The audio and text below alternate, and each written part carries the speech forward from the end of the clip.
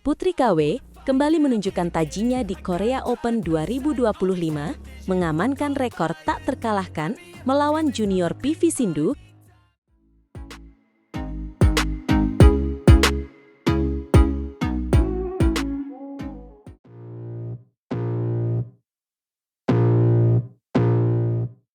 Dalam laga yang penuh drama dan kesalahan tak terduga. Selamat datang kembali di channel kami, tempat di mana kita akan mengupas tuntas setiap momen menarik dari dunia bulu tangkis. Hari ini, sorotan kita tertuju pada Korea Open 2025, di mana tunggal putri andalan Indonesia, Putri Kusumawardhani, kembali beraksi.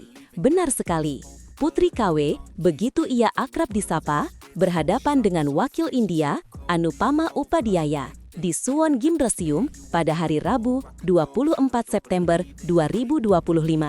Ini bukan sekadar laga biasa, karena ada rekor menarik yang dipertaruhkan di sini. Tepat sekali, sebelum laga ini, Putri KW memegang rekor bersih 4 kali menang tanpa balas atas Upadhyaya, yang notabene adalah junior dari legenda bulu tangkis India, Pusarla Venkata Sindhu. Pertanyaannya, mampukah Upadhyaya memecah telur di pertemuan kelima mereka? Pertandingan dimulai dengan tempo yang cukup cepat.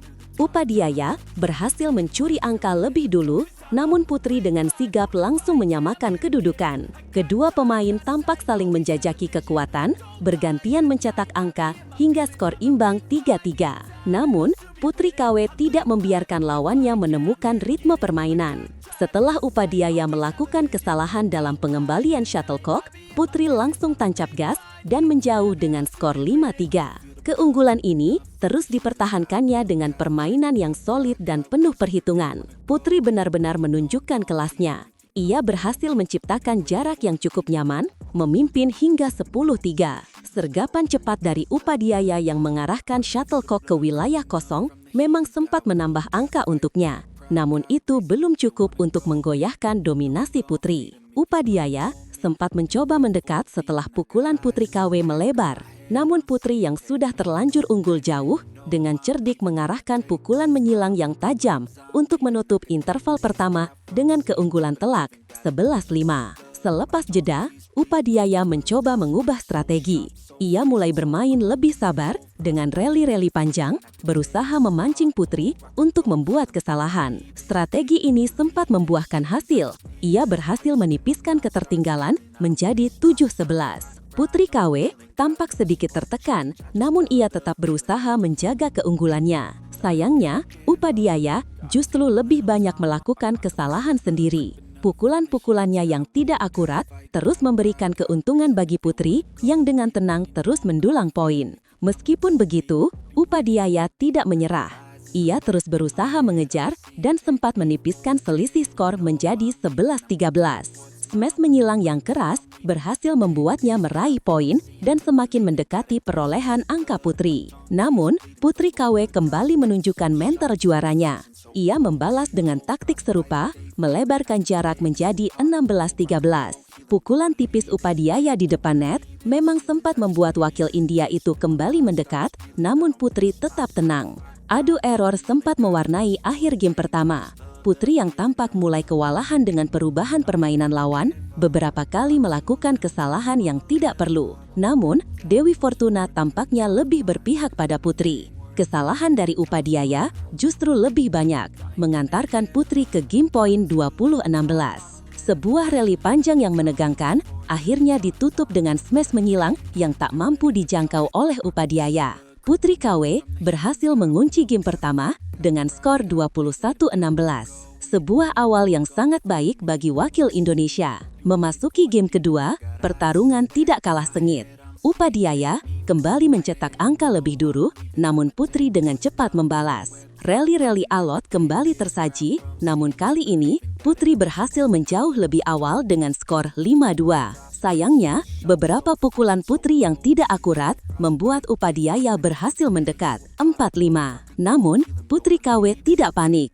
ia kembali fokus dan berhasil mempertahankan keunggulannya, bahkan menjauh hingga 9-4. Kesalahan-kesalahan yang dibuat oleh Upadhyaya lagi-lagi menjadi keuntungan bagi putri. Meskipun Upadhyaya sempat membalas dengan smash lurus dan mendekat hingga 8-9, putri tetap menunjukkan ketenangannya. Momentum sempat berbalik saat Upadhyaya berhasil menyamakan kedudukan setelah kesalahan pengamatan dari putri. Bahkan, Upadhyaya sempat berbalik unggul 10-9 setelah smash putri melebar. Sebuah momen yang cukup pahit bagi putri. Namun, kondisi tersebut tidak bertahan lama. Kesalahan dari Upadhyaya kembali membuat skor imbang. Pukulan Upadhyaya yang melebar akhirnya membuat putri KW unggul tipis pada interval kedua 11-10. Laga berlangsung semakin sengit setelah interval.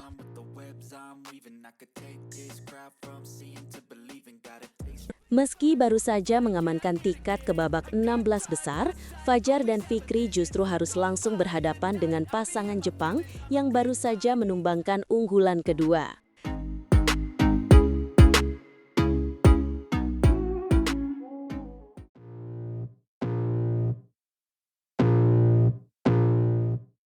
Selamat datang kembali di kanal kami, tempat di mana kita akan selalu mengupas tuntas setiap momen panas dari dunia bulu tangkis. Hari ini, sorotan kita tertuju pada ajang Super 500 Korea Terbuka 2025, di mana ganda putra andalan Indonesia, Fajar Alfian dan Muhammad Shohibul Fikri baru saja memulai langkah mereka. Namun jalan yang mereka tempuh tampaknya tidak akan mudah. Benar sekali, Fajar dan Fikri memang berhasil mengamankan tiket ke babak 16 besar. Tapi ada sebuah catatan penting di balik kemenangan mereka. Lawan berikutnya yang akan mereka hadapi bukanlah lawan sembarangan. Mereka adalah pasangan yang baru saja menciptakan kejutan besar di turnamen ini. Sebuah ancaman nyata sedang menanti di depan mata. Di babak 32 besar yang berlangsung di Suwon Gymnasium pada hari Selasa, tanggal 23 September, Fajar dan Fikri sukses menumbangkan perlawanan ganda putra asal Malaysia, Nur Muhammad Azrian Ayub dan Tan Wee Kiong. Kemenangan diraih lewat 2 game langsung dengan skor 21-18 dan 21-12. Sebuah kemenangan yang solid di atas kertas. Namun, Fajar sendiri mengakui bahwa penampilan mereka belum berada di level terbaik. Ia merasa proses adaptasi dengan kondisi lapangan dan karakteristik shuttlecock di Suwon masih menjadi sebuah tantangan. Menurutnya, kondisinya cukup berbeda jika dibandingkan dengan turnamen di Shenzhen pekan lalu yang membuat penyesuaian terasa lebih sulit dari yang diperkirakan. Ini adalah faktor krusial. Dalam bulu tangkis level atas, perbedaan kecil pada shuttlecock atau hembusan angin di arena bisa sangat mempengaruhi hasil akhir. Feeling seorang pemain terhadap pukulan menjadi kunci. Dan jika itu belum didapatkan, bahkan pemain sekelas Fajar pun bisa merasa kurang nyaman di lapangan. Ini menunjukkan betapa pentingnya adaptasi cepat di setiap turnamen. Fikri juga menambahkan perspektifnya. Menurutnya, melawan pasangan Malaysia tidak pernah mudah. Ia bahkan punya pengalaman pernah kalah dari mereka sebelumnya, sehingga di pertandingan kali ini, ia bermain dengan kewaspadaan ekstra untuk tidak mengulangi kesalahan yang sama. Fikri juga menyoroti laju bola yang terasa lebih kencang dibandingkan saat bermain di Tiongkok, yang lagi-lagi menuntut adaptasi ulang pada feeling pukulan. Jadi, kemenangan 2 game langsung ini diraih dengan perjuangan internal yang tidak terlihat oleh penonton. Mereka tidak hanya melawan pasangan Malaysia, tetapi juga melawan kondisi lapangan yang belum sepenuhnya mereka kuasai. Ini adalah bukti mentalitas juara mampu menang bahkan saat tidak berada dalam kondisi 100%. Tapi, tantangan sesungguhnya baru akan dimulai. Tepat sekali, di babak berikutnya, Fajar dan Fikri akan berhadapan dengan pasangan non-unggulan dari Jepang, Kenya Mitsuhashi dan Hiroki Okamura. Jangan terkecoh dengan status non-unggulan mereka, pasangan ini datang dengan kepercayaan diri setinggi langit setelah berhasil melakukan sebuah kejutan besar. Kejutan yang Anda maksud adalah kemenangan mereka atas unggulan kedua turnamen ini, Liang Weikeng dan Wang Chang dari Tiongkok. Pasangan Jepang itu berhasil menyingkirkan salah satu ganda putra terbaik dunia saat ini lewat pertarungan rubber game yang sangat ketat dengan skor 18 lawan 21, 21 lawan 18, dan 21 lawan 18. Kemenangan atas Liang dan Wang adalah sebuah pernyataan. Itu menunjukkan bahwa Mitsuhashi dan Okamura memiliki kualitas, mental, dan daya tahan untuk bersaing di level tertinggi. Fikri sendiri sangat mewaspadai hal ini. Ia mengatakan bahwa lawan dari Jepang ini pasti kepercayaan dirinya sedang meningkat pesat. Seperti kebanyakan pasangan Jepang lainnya, mereka dikenal sangat ulet dan jarang membuat kesalahan sendiri. Ini adalah profil lawan yang sangat berbahaya. Pasangan Jepang dikenal dengan pertahanan mereka yang solid seperti tembok serta stamina yang luar biasa.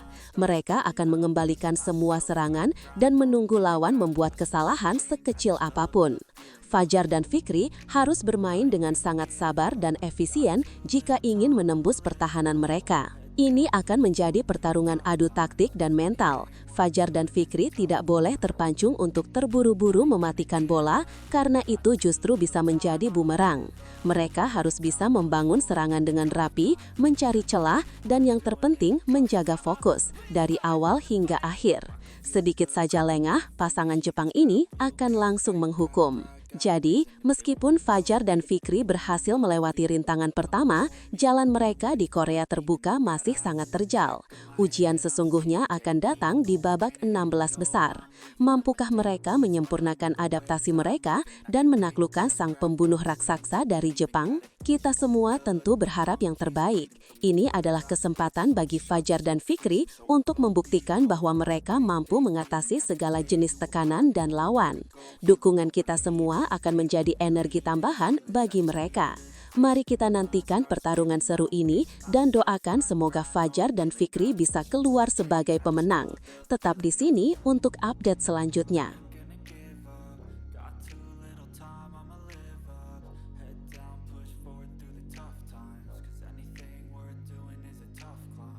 Fajar Alfian dan Muhammad Shohibul Fikri menunjukkan kelasnya di Korea Open 2025 dengan menyingkirkan wakil Malaysia hanya dalam waktu 30 menit saja.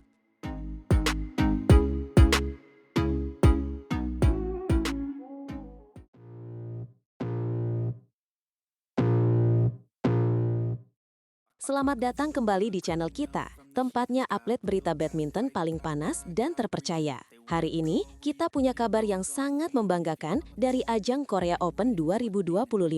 Ganda putra andalan kita, Fajar Alfian dan Muhammad Shohibul Fikri, baru saja memulai perjalanan mereka dengan sebuah kemenangan yang luar biasa meyakinkan. Betul sekali, tampil di Suwon Gymnasium, Korea Selatan pada hari Selasa, tanggal 23 September 2025, Fajar dan Fikri langsung tancap gas. Mereka berhasil menumpas perlawanan wakil Malaysia, Nur Moh Azriin Ayub Azriin, dan Tan Wei Kiong dalam pertandingan yang relatif singkat dan menegangkan. Ini adalah awal yang kita harapkan dari mereka di turnamen BWF Super 500 ini. Pertandingan ini benar-benar menunjukkan perbedaan kelas yang cukup signifikan. Meskipun lawan mereka, Azriin dan Tan bukanlah pemain sembarangan dan berada di peringkat 23 dunia, Fajar dan Fikri yang kini bertengger di peringkat 49 dunia tampil jauh lebih dominan. Mereka menang 2 game langsung dengan skor 21 lawan 18 dan 21 lawan 12. Mari kita bedah jalannya pertandingan. Di game pertama, Malaysia sebenarnya berhasil mencuri angka pertama setelah pengembalian dari Fikri, sayangnya masih menyangkut di net. Namun, itu tidak membuat Fajar dan Fikri goyah.